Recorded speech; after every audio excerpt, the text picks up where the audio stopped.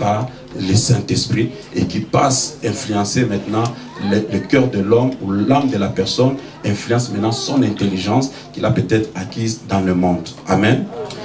Deuxième des choses, deuxième bénéfice de la personne qui est renouvelée de l'intelligence, c'est une personne qui ramène ses pensées à l'état d'origine où il retrouve sa vraie identité. Amen. Et là, nous pouvons lire Romains chapitre 8, verset 19. Le pasteur a cité les versets quelques temps ici avant. Romains chapitre 8, verset 19.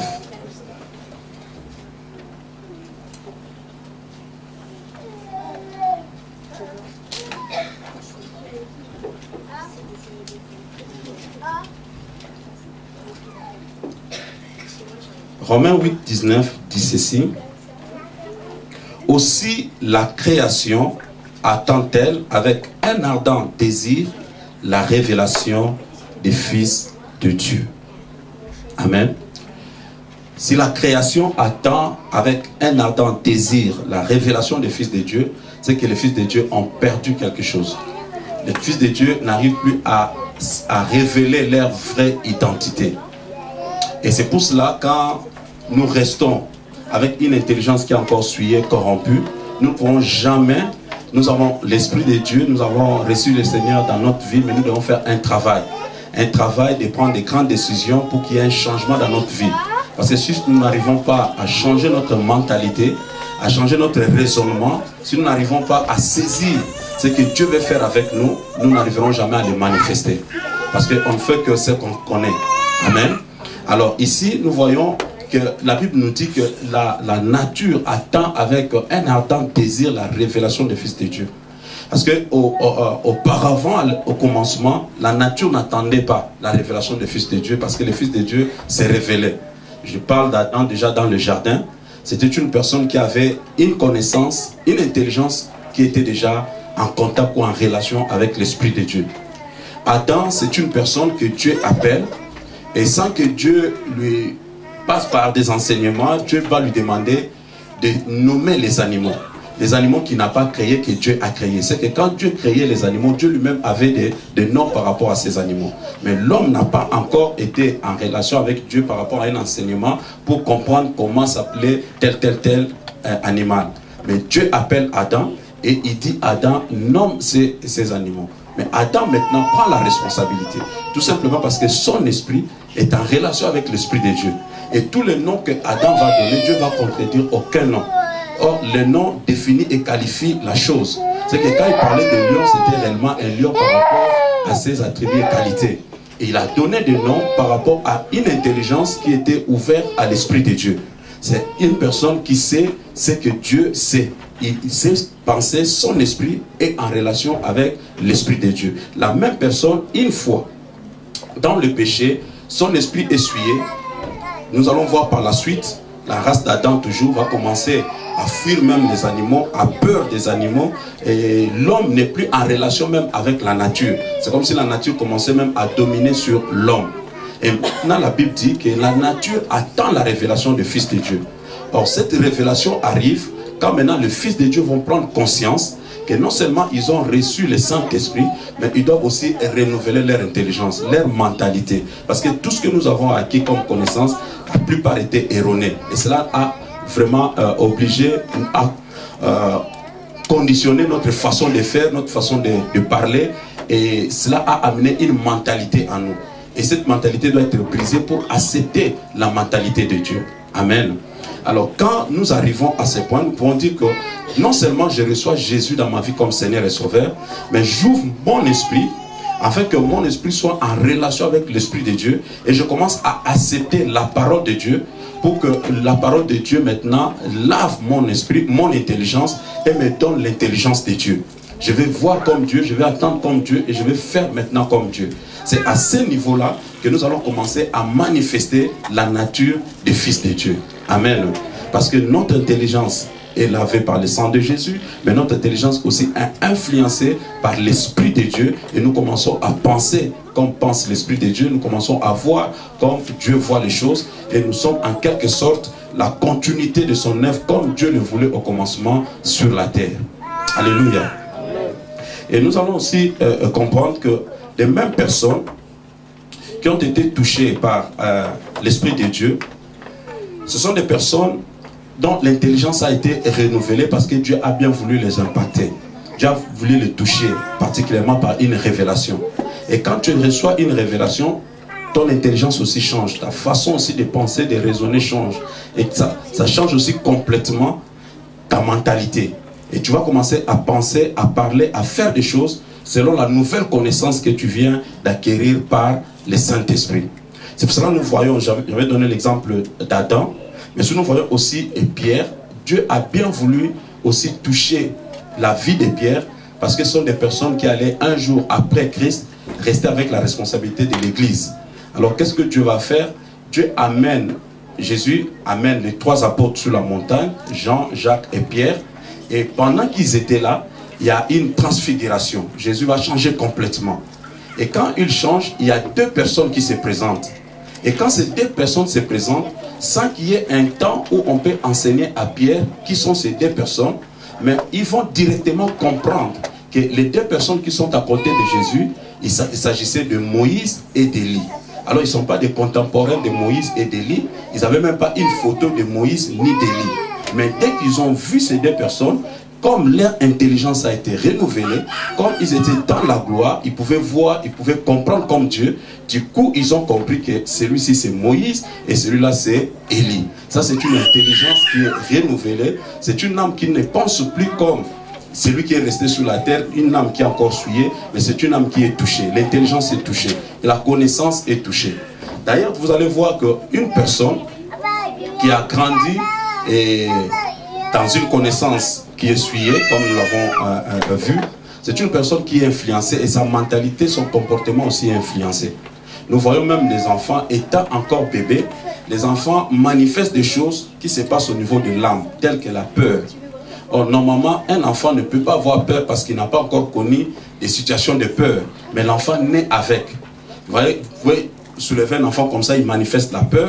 Un enfant peut être devant une voiture, peut-être, tu vois l'enfant manifeste comme s'il avait déjà vu un accident. Parce qu'en réalité, son âme aussi est déjà touchée. Et l'âme de la personne est déjà touchée dans le péché. Il naît avec et il grandit avec et ça nous influence.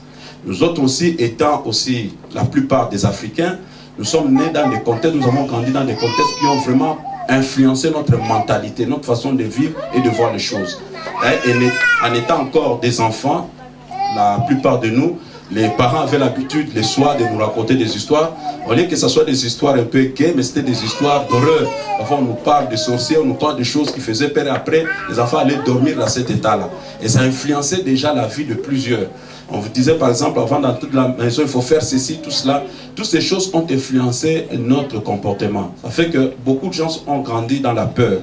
Et si nous allons encore tenir compte de la réalité géopolitique de notre environnement, la plupart, nous avons subi l'esclavagisme, nous avons subi la colonisation, nous avons subi aussi des régimes dictatoriaux. Donc cela fait qu'avec toutes ces choses, on a vécu dans la peur. La peur aussi dans nos sociétés, même dans la maison, nos pères étaient aussi comme des dictateurs. Donc les enfants tremblaient à la maison et tremblaient à l'école parce que nous on avait des professeurs qui avaient encore droit à fouetter les enfants. Toutes ces choses ont fait que tu grandis dans une mentalité de peur. Et dans la peur, tu as difficulté à toucher les choses de Dieu. Dans la peur, tu as difficulté à entrer dans la connaissance de Dieu. C'est pour cela que vous allez voir que Dieu faisait un travail dans la plupart des personnes que Dieu appelait pour les amener plus loin et pour fonctionner avec Dieu dans des grandes choses ou des grandes missions.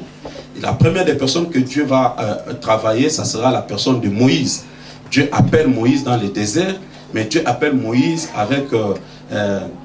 il appelle Moïse avec des choses qui vont toucher l'esprit de Moïse et l'âme de Moïse. C'est sa façon de voir, parce que Moïse a grandi dans la maison de Pharaon. Et Pharaon, en quelque sorte, c'était un dieu. Et dans la maison de Pharaon, Moïse a vu toutes sortes de magiciens et de la magie. Il connaissait un peu les pratiques qui s'est passées là-bas. C'est pour cela même Moïse résistait pour aller affronter Pharaon. Il demandait à Dieu comment je peux encore aller me présenter devant Pharaon. C'est parce qu'il connaissait, il savait ce qui s'est passé dans la maison de Pharaon. La Bible dit que Moïse a été enseigné, il a grandi dans toute la connaissance de l'Égypte. Cela veut dire dans toute la sagesse, dans toute la magie même de l'Égypte. Il connaissait ces choses-là. Alors, aller rentrer, affronter Pharaon, les mains vides, sans rien, il savait qu'il avait un problème. Il avait encore la peur en lui, parce qu'il a fui la maison de Pharaon, il a fui l'Égypte, et il avait la peur dans son cœur. Mais quand Dieu vient le visiter, Dieu commence par le buisson ardent, une voix va se faire entendre, mais ça ne sera pas la fin. Dieu lui demande, qu'est-ce que tu as en tes mains? Il dit, j'ai un bâton. Dieu dit, jette le bâton. Il va jeter le bâton devant lui. Le bâton se transforme en serpent. Et Dieu va lui dire, va encore tenir ce bâton. Mais ne tiens pas par la tête, va tenir par la queue. Il tient par la queue et le bâton et le serpent redevient encore un bâton. Ce sont des exercices que Dieu est en train de faire avec Moïse dans le désert, mais c'est plus pour impacter son âme, son intelligence, sa façon de voir, sa façon de vivre, qu'il enlève la crainte en lui et qu'il sache aussi que Dieu a déposé quelque chose entre ses mains.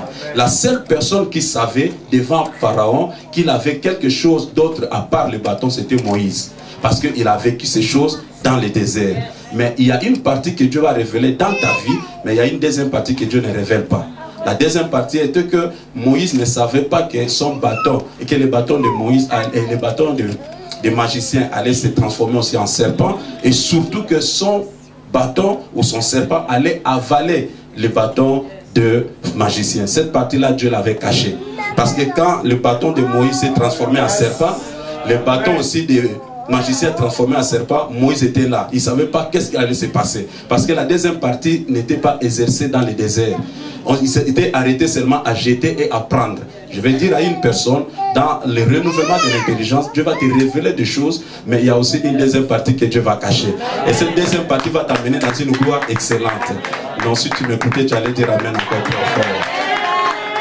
Il y a des choses comme ça que Dieu va travailler dans notre vie pour changer notre mentalité. Toute personne que Dieu veut amener très loin dans sa vie, Dieu va commencer à enlever la peur dans son cœur. Parce qu'on a grandi dans la mentalité de peur. Dieu va commencer à enlever d'abord la peur en nous. Quand il amène les 3 apôtres sur la montagne, qu'est-ce que Jésus fait comme travail? À la fin, vous allez comprendre que ces 3 apôtres, à part Jean qui sera décapité dès le commencement, la Bible va dire qu'ils étaient vus comme les piliers de l'église. Il devait avoir la responsabilité de conduire l'église. Or, les choses de Dieu sont des choses qui se passent au niveau de l'esprit. Il faut que l'esprit de l'homme soit réveillé. Il faut que l'homme dépasse au niveau de la chair et de ses sentiments et commence à toucher aussi les choses de l'esprit. Quand Dieu amène Pierre et les autres sur la montagne et que Jésus se transforme devant eux, il les enseignait quelque chose. Il savait qu'il allait faire un travail avec Pierre, il resterait avec l'église du commencement, l'église primitive, mais il savait aussi que Pierre avait la crainte, la peur en lui.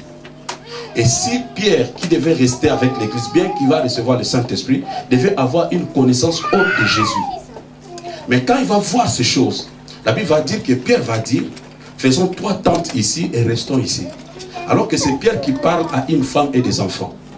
Il a complètement oublié ses enfants, il a complètement oublié sa femme, parce qu'il a vu la gloire et il voulait rester là-bas. Mais Dieu prépare Pierre, et Dieu dit à Pierre et autres, il dit que ces choses que vous venez de voir ici, vous n'allez jamais les raconter. Donc pendant toute la vie physique de Jésus avec les apôtres, Pierre n'ont jamais dit à leurs amis ce qui s'est passé à la montagne. Ils ont parlé de ces faits après la mort de Jésus. Mais imaginez chaque fois qu'il marchait avec Jésus, chaque fois que Jésus parlait, quel regard Pierre avait de Jésus. Pierre voyait Jésus déjà hautement par rapport à André, par rapport à Thomas. C'était déjà une bonne préparation au niveau de son âme ou de son intelligence. Donc Pierre n'avait plus la même façon de voir, la même façon de raisonner comme les autres. Je prie Dieu que Dieu change notre mentalité.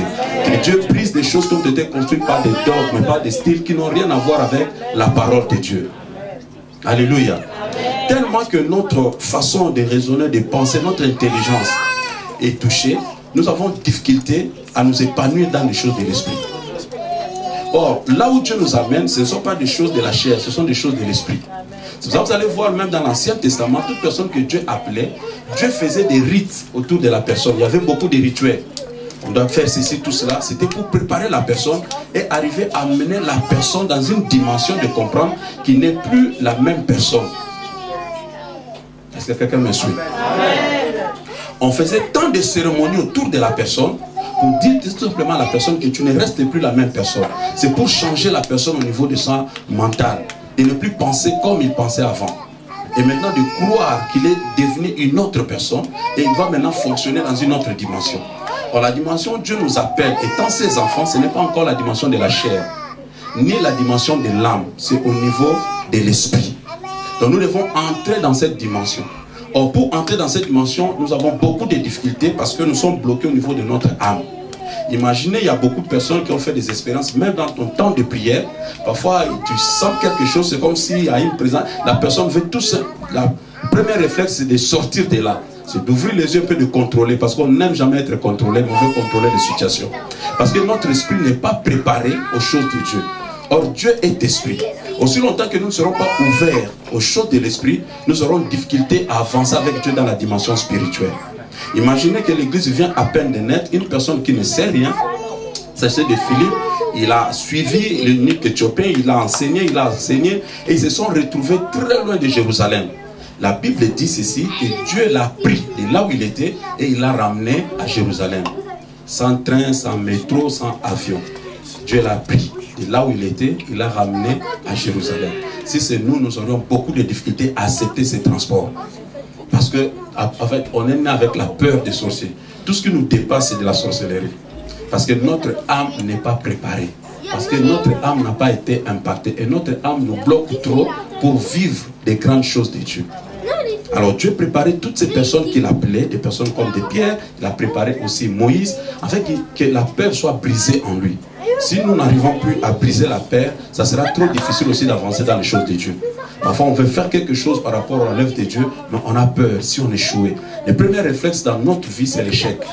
On a toujours peur d'échouer. Pourquoi seulement échouer alors qu'on n'a pas peur de réussir? Or, la Bible dit, ce que tu crains, c'est ce qui t'arrive. Il faut commencer à craindre de bonnes choses pour que cela t'arrive.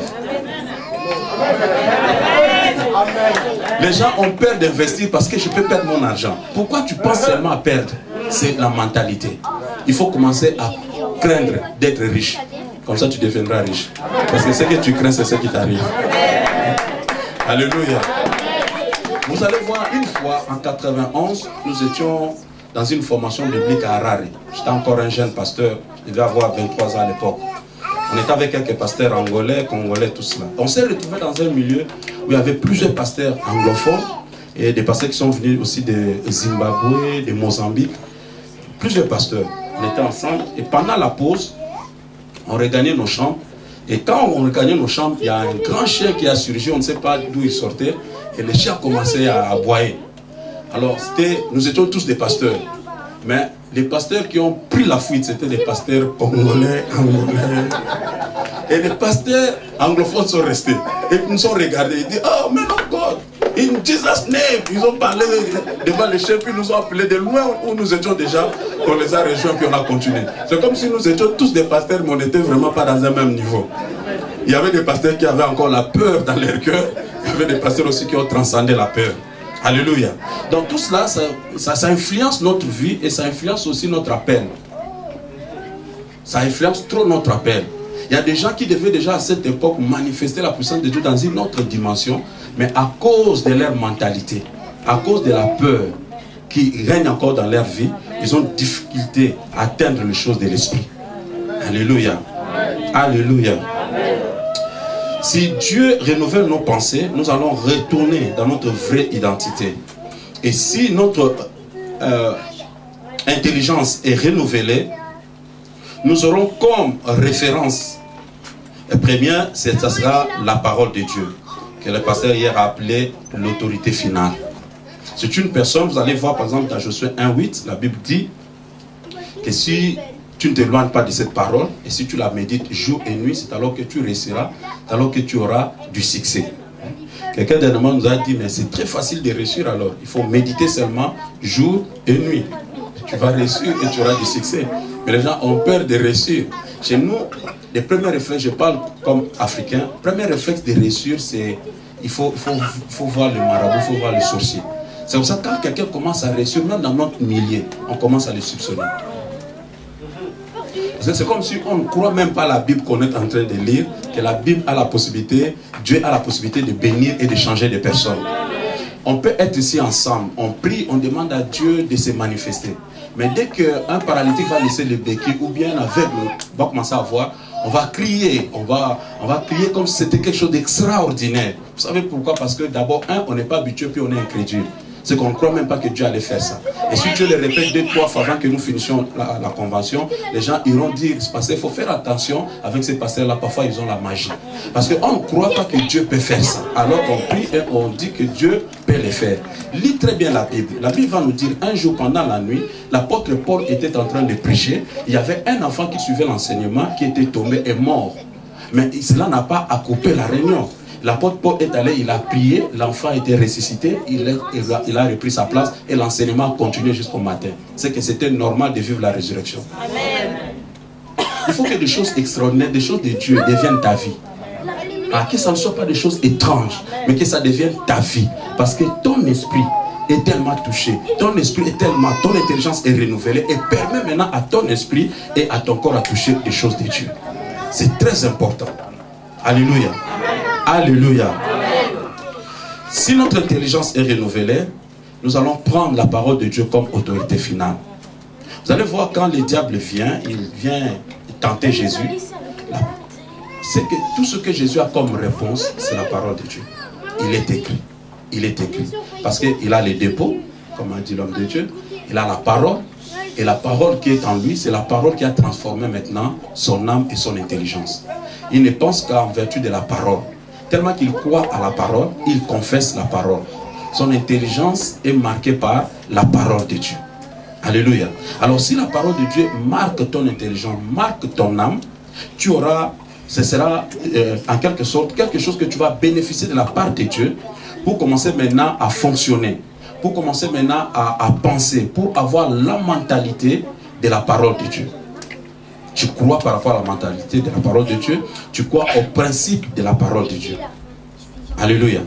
Dieu a dit ceci, Dieu a dit, je crois cela. Et à chaque fois que tu seras devant l'adversité, devant un problème, tu raisonnes en fonction de la parole. Tu diras, il est écrit, Dieu m'a dit ceci, c'est parce que je crois à la parole, je confesse la parole et j'avance. Mais si tu n'as pas la parole de Dieu, tu seras en crise. Et tu vas recourir maintenant à ce que ton intelligence humaine a comme base pour résoudre ces problèmes. Tu vas recourir maintenant au principe que tu as reçu dans la maison de ton père, avec tes amis, à l'école, et qui ne sont pas influencés par la parole de Dieu. Et ça aussi, c'est un danger. Beaucoup de gens ont perdu beaucoup de choses dans la vie.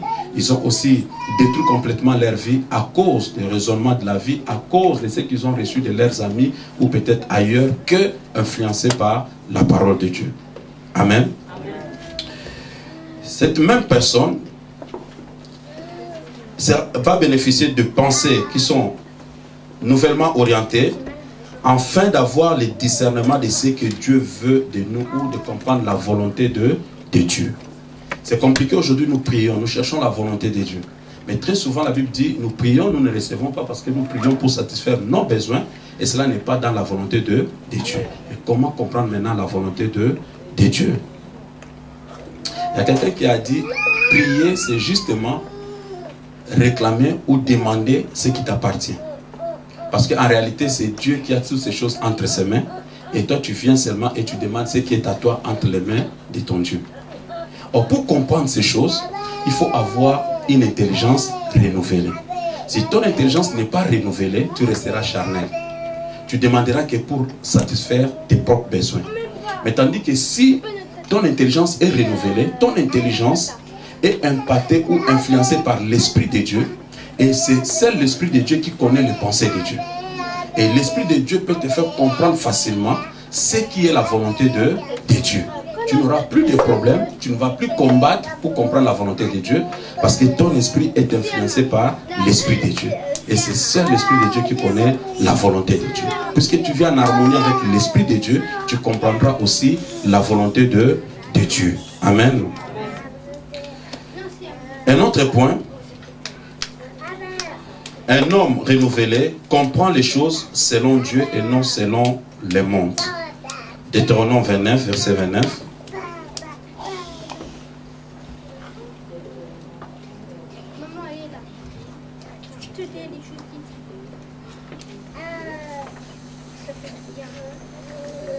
Deutéronome, chapitre 29, verset 29.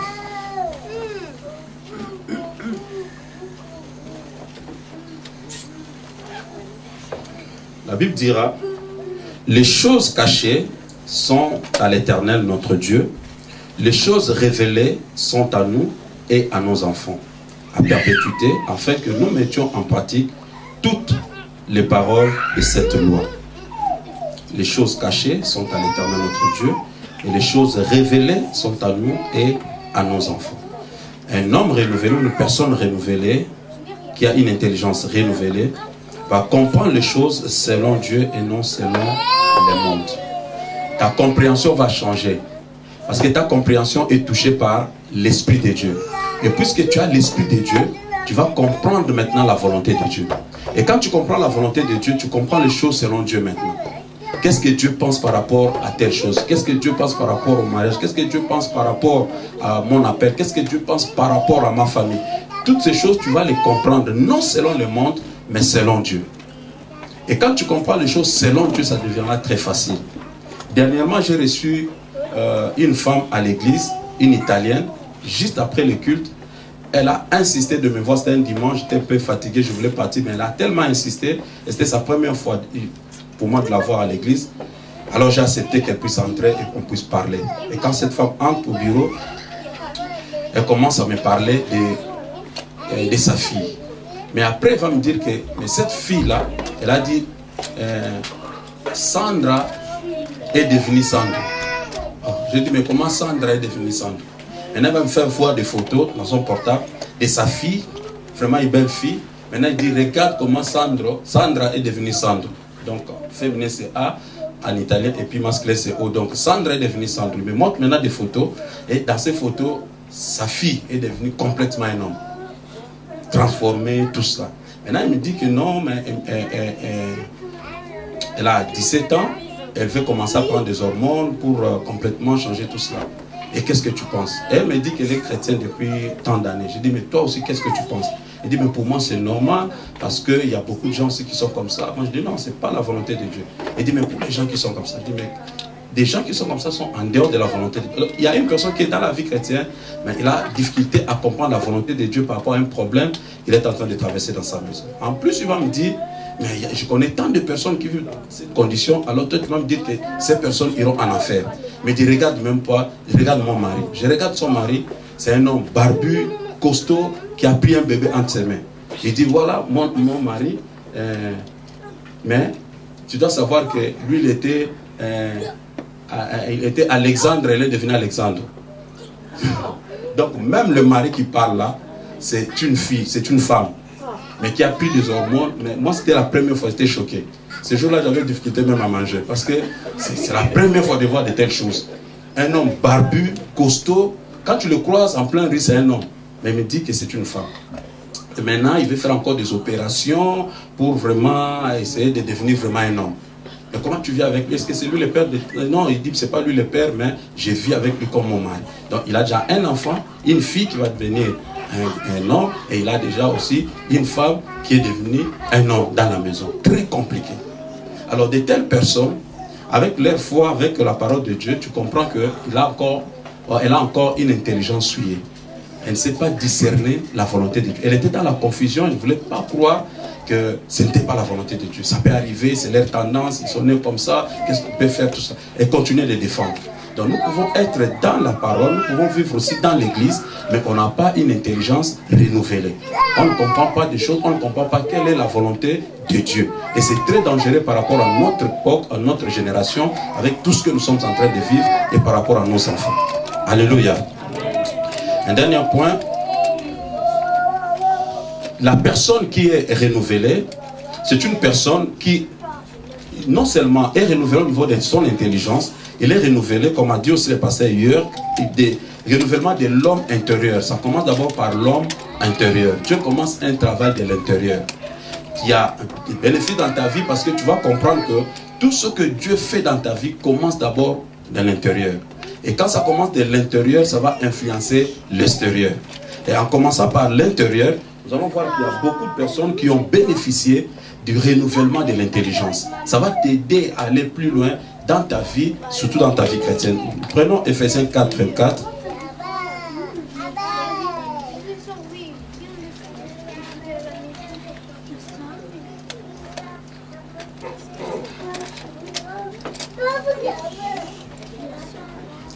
Ephésiens chapitre 4, verset 24.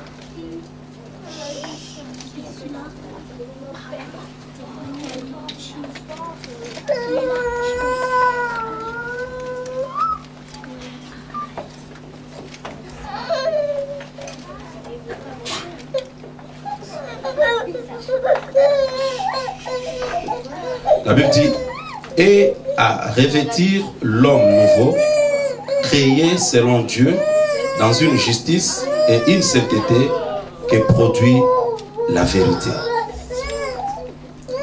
Ici, nous prenons un peu plus loin, à partir du verset 22, par rapport à notre vie passée, du vieil homme, qui se corrompt par des convoitises trompeuses, et à être renouvelé dans l'esprit de votre intelligence, et à revêtir l'homme nouveau. Donc le renouvellement de l'homme intérieur, à revêtir l'homme nouveau selon Dieu, créé selon Dieu, et à être renouvelé dans l'esprit de votre intelligence. Si votre intelligence n'est pas renouvelée, c'est difficile de vivre la vie chrétienne et surtout difficile de vivre une vie victorieuse. Amen. Parce que ta mentalité ancienne va t'influencer. Et en influençant ta vie, tu ne sauras pas atteindre les objectifs de Dieu ou les choses de Dieu selon sa pensée, son vouloir. Dans chacun de nous, il y a une mission, il y a une destinée que Dieu a tracée. Et dans cette destinée, Dieu a réservé des grandes choses par rapport à chaque appel. Mais pour atteindre ces choses, tu dois vivre la croissance. Tu dois vivre la croissance spirituelle. Quand tu vas vivre la croissance, tu arriveras à un certain niveau où Dieu maintenant verra que tu es à même d'entrer maintenant dans la plénitude de ton appel. Il y a des gens parmi nous qui pouvaient manifester la puissance de Dieu, la gloire de Dieu, dans leur foyer, dans la maison, à l'église, ailleurs, dans leur milieu de travail. Mais ils arrivent à manifester ces choses à cause de la mentalité acquise dans le passé. Et on ne laisse pas le temps à la parole de Dieu de purifier notre intelligence et d'être influencé par l'Esprit de Dieu. Je vais prendre l'exemple d'un homme comme Paul. Paul, c'est la personne qui nous a aussi plus expliqué la réalité de la vie nouvelle et la réalité du renouvellement de l'homme intérieur. Il a plus parlé de ces changements. Il dit si quelqu'un est en Christ, il est devenu une nouvelle créature. Les choses anciennes sont passées, voici toutes choses sont devenues nouvelles. Et nous avons aussi compris déjà que ce n'est pas au niveau d'abord des choses peut-être physiques, au niveau des caractères, ça peut prendre un temps par rapport à la parole de Dieu. Mais il y a un travail qui s'est fait sur le plan spirituel. Du coup, le jour où tu as reçu Jésus comme Seigneur et Sauveur. Et quand on parle d'une nouvelle créature, ce n'est pas une créature qui a été modifiée, qui a été changée. Mais c'est vraiment une nouvelle créature. Une récréation, on a recréé une autre personne. Ton esprit a été complètement changé. Dieu a pris l'esprit qui était mort, il l'a enterré et il a mis un esprit nouveau en toi. Et c'est l'esprit de Dieu maintenant qui te conduit. Et si tu te laisses maintenant conduire par l'esprit de Dieu, la Bible dit que tu es maintenant un fils de Dieu. Donc Dieu te qualifie par rapport à l'esprit que tu as reçu, un esprit nouveau. Bien-aimé dans le Seigneur, tu peux être là. Je vais prendre un exemple simple. Surtout chez nous en Afrique, à un certain niveau, à un certain moment, il y avait beaucoup de problèmes. Je crois maintenant, ce n'est pas encore le cas, où des personnes avaient leur voiture, ils avaient difficulté à jeter même l'épave, même si cela était vraiment gâté, tout cela, parce qu'on conservait la voiture. Maintenant, si on reste avec l'épave et qu'on n'arrive toujours pas à retrouver le moteur, on peut changer. On reste avec l'épave de la Renault, mais si on a attrapé un moteur peut-être de la Peugeot, on met le moteur de la Peugeot. Vous allez voir l'épave de la Renault. Quand vous voyez la voiture, vous dites que c'est une Renault qui vient de passer. Mais en réalité, c'est le moteur de la Renault qui est dedans. Alors, ça se passait ici. Vous allez voir aussi que si nous n'arrivons pas à comprendre ce que Dieu a fait dans notre vie, nous sommes ces épaves-là qui avaient des problèmes avec leur moteur. Et le moteur, c'est l'esprit qui était en nous, qui nous fait fonctionner. Et puisque le moteur était gâté, mort complètement, Dieu est venu, il a pris le moteur et il l'a jeté. Dieu a pris un nouveau moteur et il a déposé. Vous allez voir que dans des épaves que Dieu pouvait considérer, ou le monde pouvait considérer comme des épaves de la Renault, mais Dieu peut prendre le moteur de la Ferrari, il met dedans. Et maintenant, quand tu roules, les gens, quand ils te regardent, te voient comme une Renault. Mais en réalité, toi, tu es une Ferrari. Parce que tu n'es pas défini par rapport à l'épave, tu es défini par rapport au moteur. Alors, je voulais dire à une personne, bien que tu vas rester avec le même corps, peut-être avec les mêmes difficultés, mais ton esprit a été changé. Ton esprit a été transformé et Dieu t'a donné un nouveau esprit. C'est comme cela que des hommes comme de Paul, en ayant cette connaissance, son intelligence était renouvelée. C'est pour cela qu'il arrive dans l'île de Malte, il sort de la barque où ils ont connu un naufrage, ils font le feu, ils sont en train de s'échauffer. Un serpent sort d'un bois que Paul a ramassé et va attraper la main de Paul. Dès que le serpent attrape la main de Paul, voilà, toutes les personnes qui n'ont pas une intelligence renouvelée vont dire que c'est sa fin. Pourquoi? Parce que par rapport à la connaissance, par rapport à leur mentalité, ce sont des autochtones, ce sont des gens qui habitent le milieu, ils connaissent bien la forêt, ils connaissent aussi des types de serpents. Donc ils ont une connaissance avec des genres de serpents. Une fois que ce serpent va te piquer ou bien te mordre, du coup tu vas mourir. Mais l'homme qui a été attrapé par le serpent n'est pas un homme comme eux. Le problème est que Paul, c'est un homme qui a l'intelligence renouvelée. Ils voient seulement l'épave, mais ils n'ont pas regardé le moteur. Paul qui est là a un esprit qui est renouvelé, a une intelligence qui est renouvelée. Paul ne vit plus selon la chair. Paul comprend que même si ces serpents, normalement, attrapent des personnes et amènent des personnes à la mort, mais moi je ne peux jamais mourir parce que mon esprit a une mission. Et que mon corps doit obéir parce que mon terminus n'est pas Malte, mais mon terminus c'est Rome. Oh non, tu ne me croyais pas. Non, tu ne me crois pas. Il y a des chrétiens qui ont peur des sorciers, tout simplement parce qu'ils ne connaissent pas leur mission et leur intelligence n'est pas renouvelée. Ils vivent selon l'intelligence du monde, selon la mentalité du monde. Mais ce qu'ils oublient, que quand tu viens en Christ, tu deviens une nouvelle personne. Et toi là, tu ne dépends plus de l'intelligence du monde, même si le serpent mène les personnes à la mort, mais toi, ta vie est liée à ta mission. Oh non, tu ne me crois pas. Un homme renouvelé au niveau de ton intelligence, tu vas le traiter d'un magicien. Un homme renouvelé au niveau de son intelligence, il pense autrement. Quand toi tu trembles, lui ne tremble pas. Parce qu'il connaît des choses que toi tu ne connais pas. Toi tu ne connais pas parce que tu ne veux pas connaître. Mais si tu prends la décision de changer, tu vas changer. Non, donne-moi un amen fort. Paul est tranquille alors que tout le monde tremble. Et les gens disaient que d'un moment à l'autre tu vas mourir. Mais on voit Paul rester tranquille. Et la Bible dit qu'il va bouger seulement son bras. Et le serpent va se retrouver dans le feu. Et cet homme reste là tranquille. Parce que, en fait, ce qui fait ta force, c'est la connaissance que tu as. La révélation que Dieu te donne. C'est pour ça qu'un homme comme Siméon, c'est un vieux. Normalement, il y a aussi la maladie de la vieillesse. Mais cet homme savait, même s'il devient vieux, même s'il se courbe, mais sa mort n'est pas liée à son état physique. C'est un vieux, mais qui a une intelligence renouvelée. Le vieux sait que sa mort est liée à la vue de la promesse. Mais tu vas voir des gens à l'église qui ont des promesses, qui disent connaître Dieu, mais qui sont abattus avant de voir leurs promesses se réaliser. Parce que l'intelligence n'est pas encore renouvelée. Parce que là, tu fais l'équipe, tu crois, ah, ça peut passer, ça ne peut pas passer. Est-ce que Dieu peut faire? Je crois que Dieu peut. Non. Une personne qui a l'intelligence renouvelée a comme autorité finale la parole de Dieu. Il croit trop à la parole. Il est assis sur la parole. Donc un homme comme Siméon, même s'il tombait malade, même s'il avait les tumeurs, même s'il avait le sida, même s'il avait je ne sais quelle maladie qui emporte le vieux, mais cet homme restait toujours là. Il ne partait toujours pas.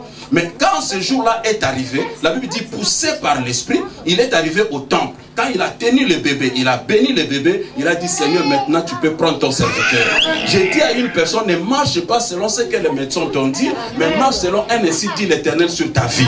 C'est celui-là qui a une intelligence renouvelée. Il croit à la parole de Dieu. Il prend la parole de Dieu comme une autorité finale de sa vie. Quand tu vois Paul, la Bible dit, que tellement que ces gens-là tremblaient, et ces gens-là ont dit, certainement, cet homme a voulu échapper à la justice des hommes, mais la justice de Dieu l'a rattrapé. Vous savez, quand tu vas commencer à fonctionner selon le changement, Quand tu vas commencer maintenant à fonctionner selon les renouvellements de l'intelligence, les gens vont trop parler sur ta vie. Parce que tout le monde veut que vous preniez la même route ou bien le même chemin. Ils sont habitués de faire ceci, nous tous nous devons faire ceci. Or, toi, tu as reçu quelque chose du ciel qui t'a dit que non, on n'arrive pas toujours par ceci, mais tu peux faire cela. Mais personne ne va t'accompagner dans ce chemin parce qu'ils n'ont pas cette expérience-là. Et je voulais encourager une personne ce jour. Quoi? Et quand Dieu vient dans ta vie, ce n'est pas seulement pour que tu parles en langue. Ce n'est pas seulement pour trembler. C'est pour impacter ta génération avec de nouvelles idées. La Bible dit les choses que Dieu a réservées pour notre temps, ce sont des choses que l'œil n'a pas vues, l'oreille n'a pas entendues, ne sont pas montées au cœur de l'homme. Mais pour recevoir ces choses, ce sont des choses de la révélation. Ça se passe au niveau de l'esprit. On m'a expliqué dernièrement, vous savez, tel que nous sommes là, dans cet endroit ici, il y a des sons qui passent. Il y a aussi des images qui passent. Mais c'est difficile de capter ces images si tu n'as pas un poste de téléviseur et si tu n'as pas une antenne. Mais les images passent ici. Jusqu'à ce qu'on va poser un poste téléviseur, on va mettre une antenne. Et pour nous ouvrons, nous allons voir, nous allons voir quoi? Des images et nous allons voir des sons. Tel que nous sommes là, il y a des images qui passent, il y a aussi des sons qui passent. Dieu est en train de passer avec de nouvelles révélations. Il y a des sons qui passent ici, des images qui passent, mais difficile de les capter parce que notre esprit n'est pas renouvelé. C'est comme ça quand Jésus posait la question, qui suis-je? Personne ne pouvait capter, mais les images passaient. C'est seulement Pierre qui a capté. C'est ce qui va amener la distinction dans ta vie, dans ce temps de la fin. Ça ne sera pas ce que tout le monde fait. Ça sera ce que tu as reçu de Dieu.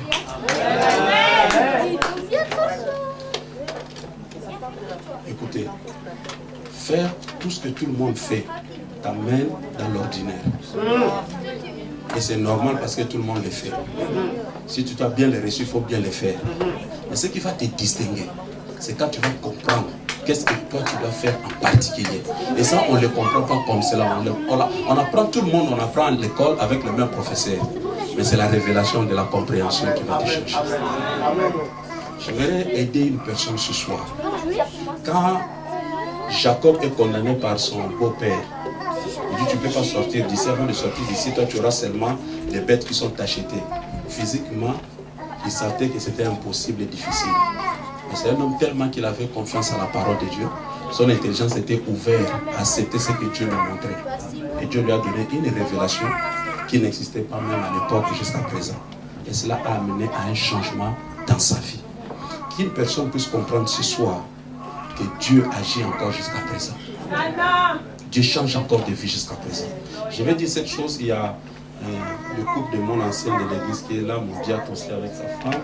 Donc, ils connaissent ces pasteurs parce qu'il est passé chez nous. Je vais taire les noms. Et puis, il a été aussi une grande bénédiction pour nous. C'est un ami aujourd'hui, je le fréquente et puis j'irai encore chez lui dans 7 jours ici. C'est un homme qui nous a donné un témoignage qui m'a bougé. Et moi, j'aimerais qu'une personne aussi puisse saisir cela. Il a dit qu'un jour, il était dans un pays étranger, il est allé pour apprendre l'anglais. Il allait juste dans son école d'anglais rentrer à la maison. Mais juste en rentrant, il a trouvé un homme, un blanc, qui est sorti de la banque avec un sac plein d'argent. Et quand cet homme l'a vu, il va lui dire, ah, monsieur Skiz, arrête-toi, il s'arrête. Il dit, ben, je ne sais pas, mais je sens te donner cet argent. Il dit, mais comment tu vas me donner cet argent? Il dit, non, mais je sens te donner. D'ailleurs, qui tu es, qu'est-ce que tu fais dans la vie? Il dit, non, je suis pasteur. Il dit, certainement, c'est ton Dieu qui m'a demandé de te donner cet argent. Mais quand il a ouvert le sac, c'était plein d'argent. Et il avait peur. Il dit, mais si c'est comme ça, tu dois faire une décharge. Et crier clairement, parce que je ne sais pas, je peux quitter ici, il y a des policiers qui vont m'attraper là-bas avec cet argent. Donc, il risque de me poser la question, où tu as eu cet argent? Le monsieur va faire aussi la décharge. Il va dire, je suis tel monsieur, je donne à tel monsieur mon argent, s'il y a un problème, vous pouvez me contacter, tel numéro, tout ça. Il a pris l'argent, il est rentré jusqu'à la maison, personne ne l'a dérangé. Il a pris l'argent, il est rentré au Congo avec l'argent et il a fait des choses avec cet argent. Je vais tout simplement dire, c'est parce que c'était une personne qui était ouverte à la parole de Dieu et une personne qui croyait que Dieu pouvait le bénir et amener même le corbeau.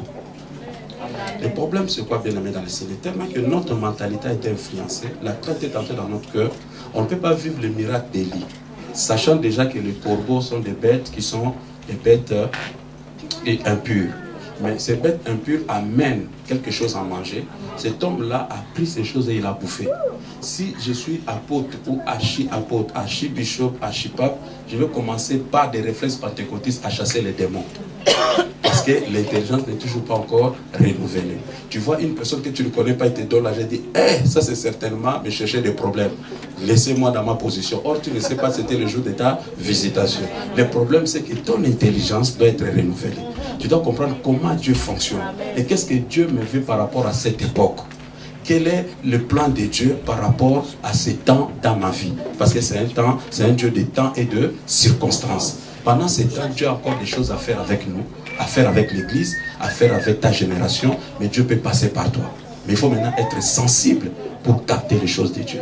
Sachez-le très bien, les personnes qui t'ont dit que tu vas mourir, ils ne verront pas ta mort, ils vont changer leur langage, ils diront certainement que tu es un Dieu. Les gens n'approuvent personne au début, mais ils approuvent toujours à la fin.